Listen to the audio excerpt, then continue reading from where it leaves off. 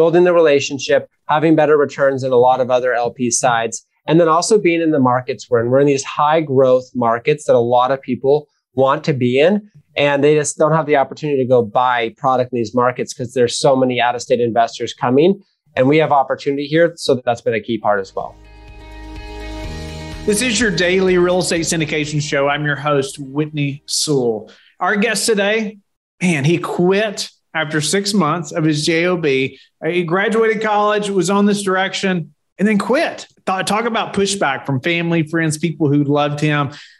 But he knew that he was not going to do that for the next 30 years or more, right? People said, oh, it's so secure, right? You're leaving this great job. He wanted to do something different. And man, is he glad he did. He was 22 at the time. He's 25 now. And now, I mean, just growing. Their business is growing so fast. And you're going to hear a lot of that today. But his name is Anthony Walker. He's general partner in Cornerstone Commercial Investments, multifamily syndication company based out of Idaho. His business partners and himself are currently building over 500 units between 8 projects all over the Northwest. Along with building Cornerstone, Anthony has worked to build a real estate sales team in the top 3% of Coldwell Banker Global. So Anthony is, man, he's so driven. He's hungry, right? He is hungry. He is out there and getting with it. He did. All right. He quit his JOB. He was listening to podcasts, educating himself, and he took action.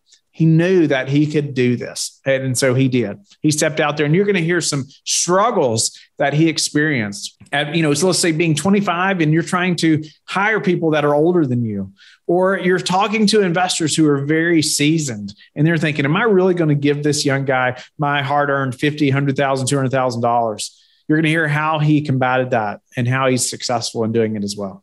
Anthony, welcome to the show. I'm so encouraged by ultimately, man, at 22, what you've accomplished, but then to 25, what you've accomplished in such a short amount of time. I know you're going to encourage the listeners today. So many of them I know are often young, and you feel like, what can I do, right? I don't have any experience, or maybe I don't know the right people yet. Nobody would take me seriously because I'm so, quote, young, right? But that's not the case for you. You've accomplished a lot and are doing very well. And I want to get into that story. Give the listeners a little about yourself, though, and let's jump into how you've made that happen. Yeah. I'm happy to be on the show. Thanks for having me. At a young age, I got out of high school and I was young and ambitious, but I figured, if I want to get into business, I've always wanted to start a business. I better go study business. So I went to college and got a degree in finance and marketing. And I was never really a school guy, but I did work hard in it because I thought that was, at the time was the way to success.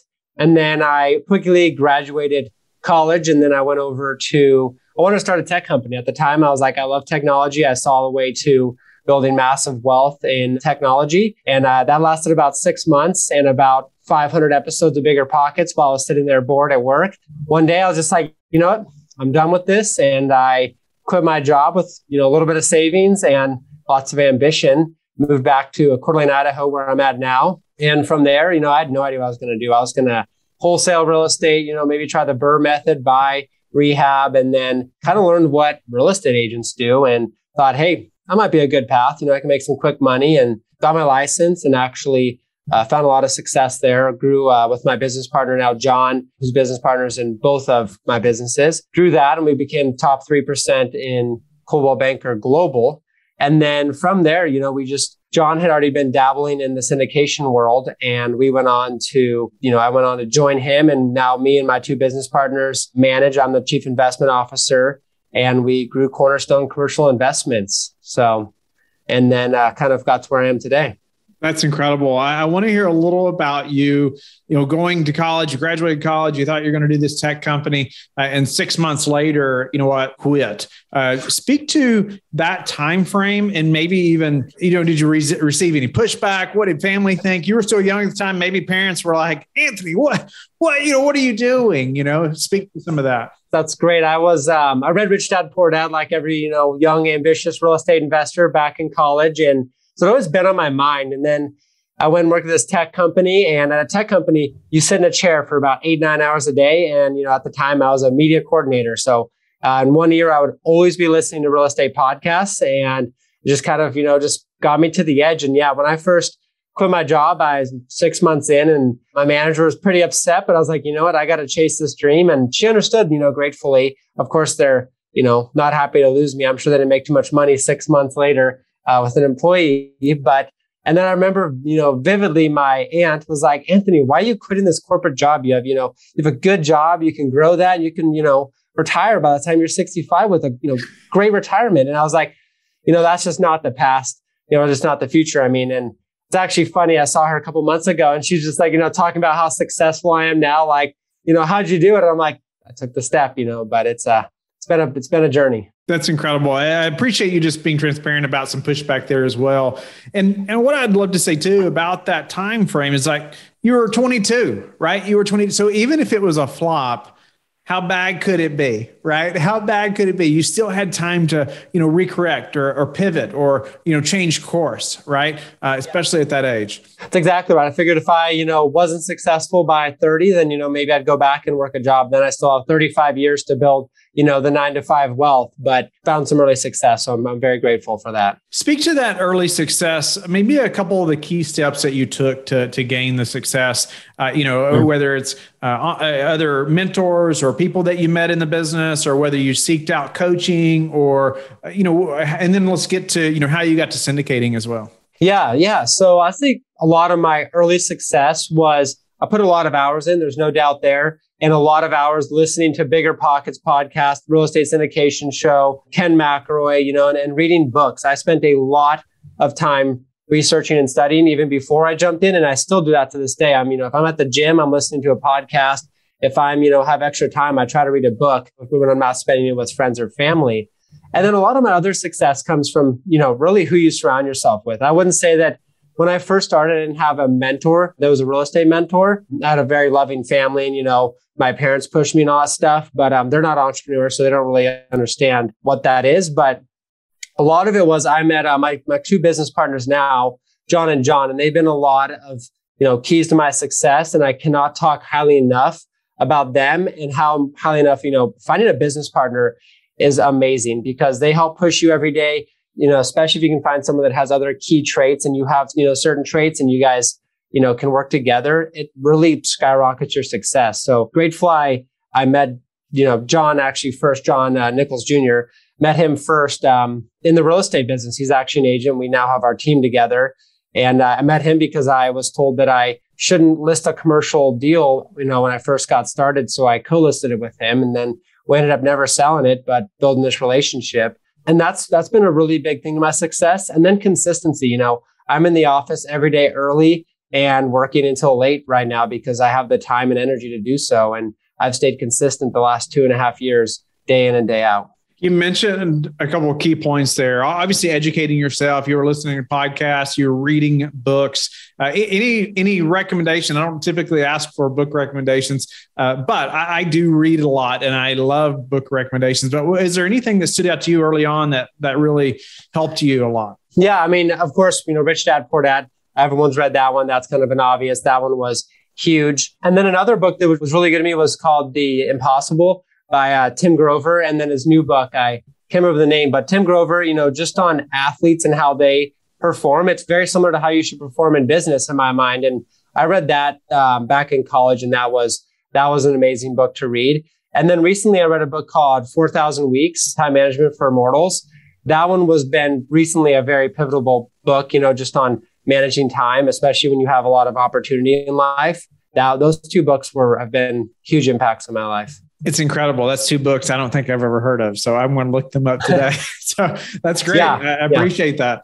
And so then it was about who you surrounded yourself with. And then you talked about meeting your business partners. And one thing you said, I think that you all had similar traits. Is that what you said was important? Similar, but, coinciding traits. I'm a very visionary, big thinker, like, hey, I want to, have 10,000 units type thing.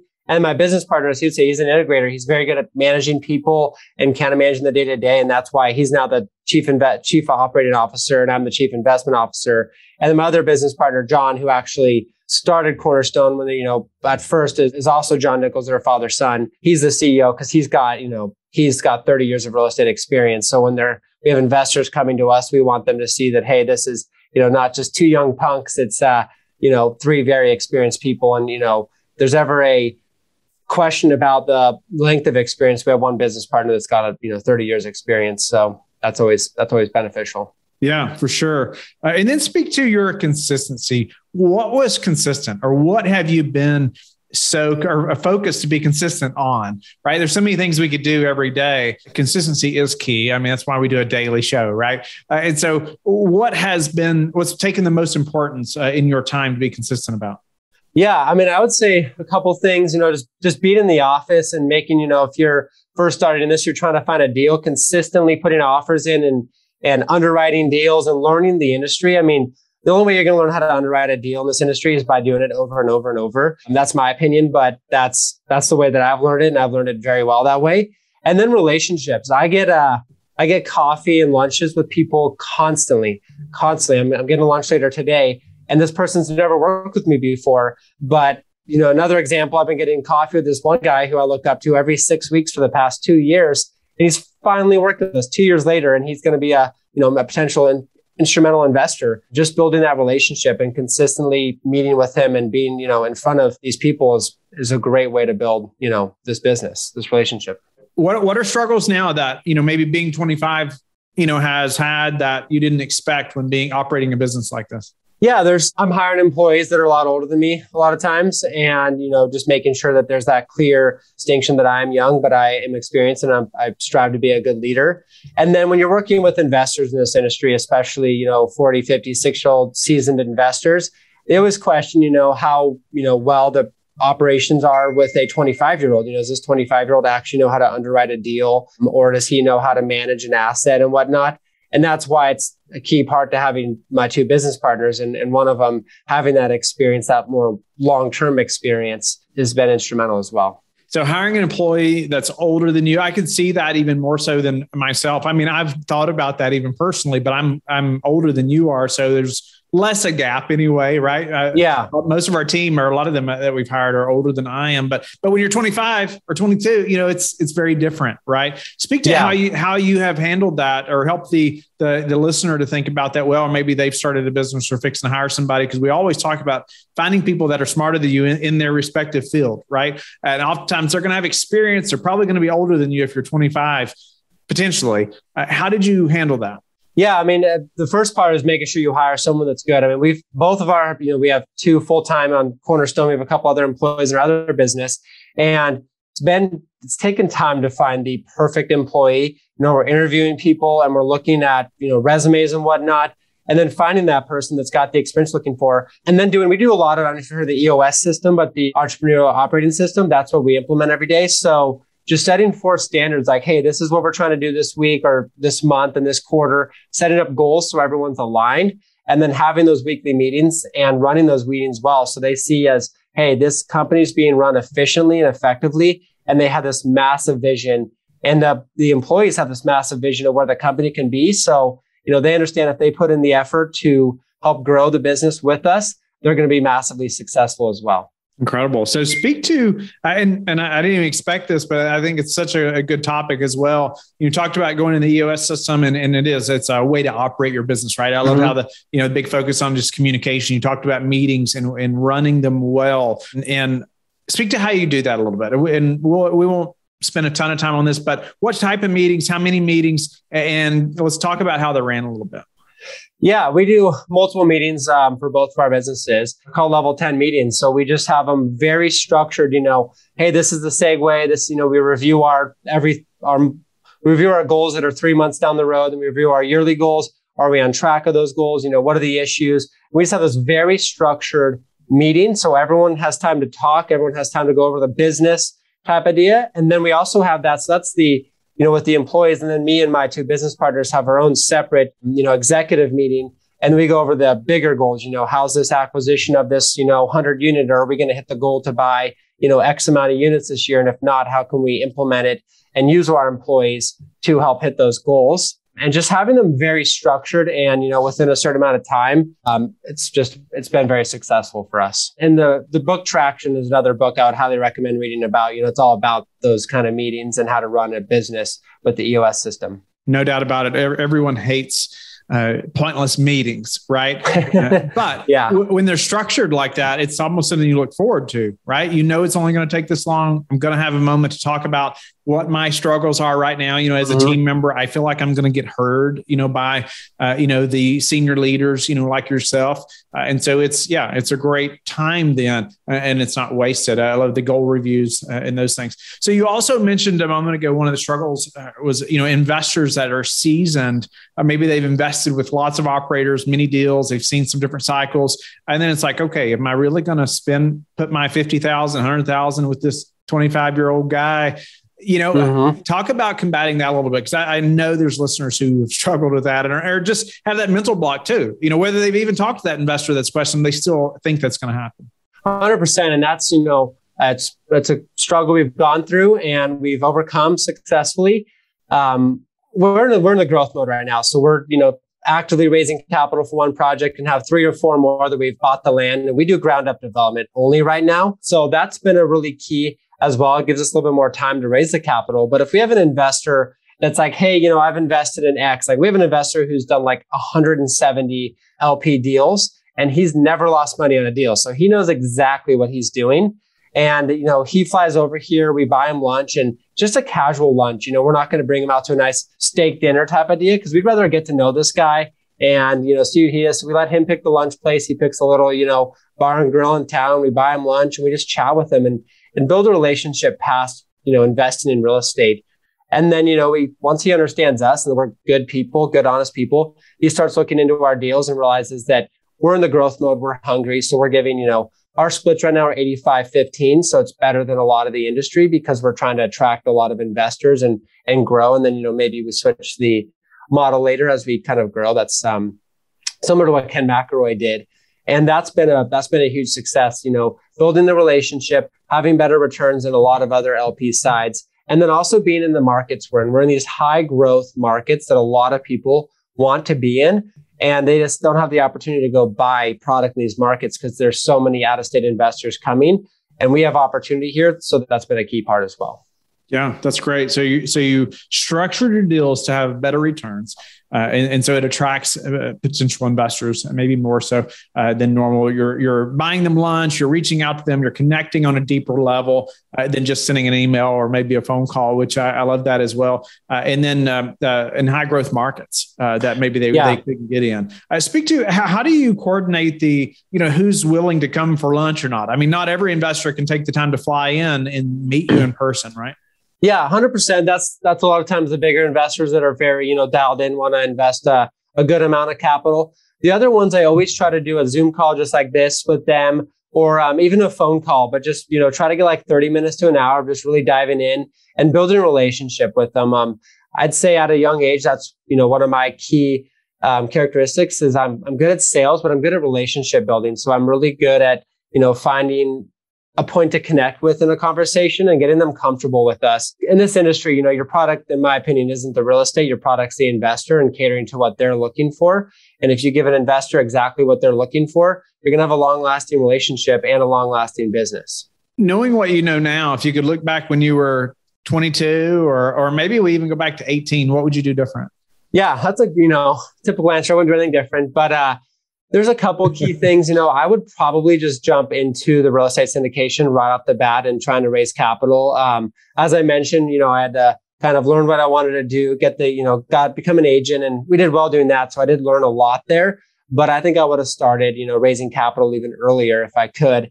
And then going bigger faster. We started with some smaller projects and now we're getting a lot bigger projects. As you quickly learn, it's just as hard to build 50 units as it is to do 150, as it is to do 300 type idea. Those are probably the biggest things that I would do differently or do sooner. Do you have any predictions for the real estate market over the next 6 to 12 months? And how, if you do, how has that changed your business model or has it? Yeah, great question. And having a sales team as well, we have a good indicator on, what's happening. Coeur d'Alene was the #1 fastest growing market in the country last year, Wall Street Journal.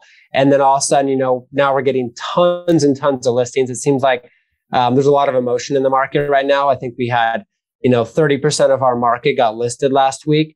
And then buyers are kind of slowing down because first-time home buyers are completely priced out. And then, that mid-range as well, the people that would, sell their first-time home buyer house and go buy, the 4 or 5 bedroom for a few $100,000 more. They're priced out with these interest rates as well. So I'm super bullish on multifamily right now, just because I think there's going to be a massive affordability issue over the next few years. I think people are going to be forced to continue to rent, and more people are going to be forced to rent as they're, getting out of college or getting out of high school. And so our strategy hasn't shifted as much. We're still very bullish on development. We're able to build still cheaper than what you can buy product for in our markets. So we are actively, acquiring land to build more projects on. The biggest thing that's changed is probably the debt side. We've had a meeting with our lender a couple of weeks ago, and we're looking at, longer term amortization, some other lower interest rate options, life insurance offers, mortgages. I don't know if you know, but, they've got some pretty competitive rates. So just looking at more, typically we do all agency debt, but just looking at other options until we can refinance into the agency debt that makes sense. But we've also turned down some projects recently. With interest rates going up and the value that the land's going for right now, it just doesn't give the returns our investors want. So we're turning it down. So we definitely have that, mindset. There's always another opportunity. And then our company is actively looking to get into already built stuff. So historically, we've done all ground up developments, given high returns, but we want to kind of scale our business. So we want to actively acquire some assets. And I do think that the already built stuff is going to kind of mellow out from what it's been the last 2 years because of rates. It's a lot harder to buy a 3.5 cap out of, 4.5, 5% rates. So we're hoping to see that those cap rates either, go up to the 4.5, 5 range, or at least they stay mellow. But I think rent growth is going to continue throughout the next few years. What's your best source for meeting new investors right now? Referral. A lot of our stuff comes from previous investors that refer to their other friends. That's the key part about building that good relationship, is even if we've had investors who have never invested with us telling their friends to invest with us, that's exactly what we want. And that's what we've been able to achieve. We haven't actually ever actively solicited any of our stuff. We've never done social media advertising or put it on CrowdStreet. It's all been word of mouth. And we've raised about 30 million so far. And we have another 30 million to raise just to do our current projects this year. And, we might look at actively soliciting, but so far, all referral. What about second to referrals? What's your best source? Yeah, great question. People that are honestly just people that are looking for real estate. I've had a lot of investors come through my sales business. So they're coming up here buying a nice custom house, or they're looking for a multifamily development. And I'm like, hey, there's nothing, in this market to buy, but, I own this other company. And that's been also a really good strategy that we've used. That's kind of helped both businesses. Anthony, what's the most important metrics that you track? And that could be personal or professional. Yeah. I would say work-life balance, but I don't think that's, really a thing in life. I work a lot, but I love it. So that's kind of my passion, is real estate. And then spending time with friends and family. Those are kind of the two biggest things in my life right now. Just a, livelihood metric. And then for our investments, we look at cash on cash, and then internal rate of return, and then equity multiple. Those are kind of, the three big ones. We tell a lot of our investors, we do a lot of stuff in opportunity zones. So it gives our investors a very good tax incentive. So that's always good. But those are 10-year holds. And then there are other ones that are not in op zones. We have typically a 5 to 7, but we make it very clear from the beginning to our investors is we are investing for long-term cash flow. We build and buy real estate and hold it for long periods of time. And if it's a cash cow in 5 or 7 years, we're going to hold that for 10 or 15 years, because if it's given the cash flow that we want to see, there's no reason really to sell it. So those are the three biggest ones. What are some daily habits that you are disciplined about that have helped you achieve success? So I wake up early. I'm a early riser, go to bed at a modest time. So I get up at about 5:30 every morning, and I head straight to the gym, get a good hour workout in, get back, and then I, shower, get ready. I'm at the office by 6:37, and typically just work until, lunchtime. I'm not a big breakfast guy. I'll have a smoothie sometimes, but sometimes I'll just do some intermittent fasting. And then I'm typically home by, 5, 6 o'clock. So I can spend time with my significant other or just go spend time with my friends. So if you could pick one thing that's contributed to your success, what would that be? Knowledge. Just listening to, honestly, I'd say listening to podcasts have been huge. I've constantly am consuming stuff and putting that stuff to action. One thing that really hit me when I was younger is Brandon Turner with Bigger Pockets always talks about, he wishes he would have gone bigger earlier. And that's why I kind of skipped over single family duplex, capital stack and just right into syndication because of that. And if I hadn't listened to Bigger Pockets, I wouldn't be where I am today at all. So.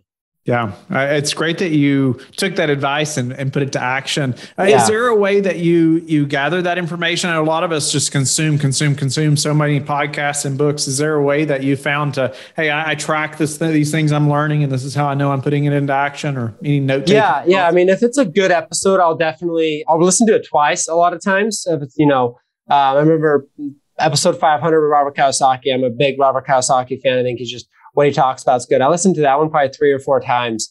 Just really, listen to it at the gym and just try to consume it. And then I take notes on it quite often. If it's a good real estate syndication show episode and there's a lot of, action items that we can put in our own business, I'll sit there and listen to it for 30 minutes and take notes on it. Because, one of our models in our company is that we don't need to reinvent the wheel. We can just take the wheel and make it better. So we actively are, taking ideas and implementing them ourselves and then trying to make them better. How do you like to give back? We are very community focused. So we give back to our local community. We do a lot of golf shows. So we sponsor holes for charities and all that stuff, but everything's very localized in the communities that we invest in. So in Missoula, Montana, we have a regional partner there, and we have him actively, donate money or get involved in sports or golf tournaments to give back to, good charities. Locally, me and my business partners give back actively to a lot of the local charities. And then over in Montana, we do the same thing. Oregon. We're very localized. We want to impact our community. So that's what we focus on. Awesome. Anthony, it's been a pleasure to meet you. Appreciate your just transparency around like getting a degree and going towards a different field, but then saying, hey, I'm quitting and doing something else. It's not easy, right? To make that step, especially when other people that love you too, right? Are saying, hey, absolutely. You're crazy. What are you doing? And so just appreciate your transparency and how you're a great example for that listener who's 25 or early 20s, whatever, that has those limiting beliefs thinking, well, I don't know if I can do that or not. I don't have enough experience or whatever it may be. Even the book recommendations, but even then the real struggles, that we talked about around hiring employees that are older than you or talking to seasoned investors, right? Yeah. And so just grateful again for your time and to meet you. How can the listeners get in touch with you and learn more about you? Yeah, I mean, the best way is I'm actively on Instagram, Anthony Walker 18, and then on LinkedIn as well, or just visit our website, www.cornerstonecommercialinvestments.com. Those are probably the 3 easiest ways. And then you can find my email or phone number on the website and reach out to me directly if you like. Thank you for being a loyal listener of the show. Please subscribe and share it with your friends. We want to help you become the passive investor you've always wanted to become, but also the operator you've always wanted to become. We want to be the #1 resource for your real estate investing journey. But go to lifebridgecapital.com where you can start investing in real estate today.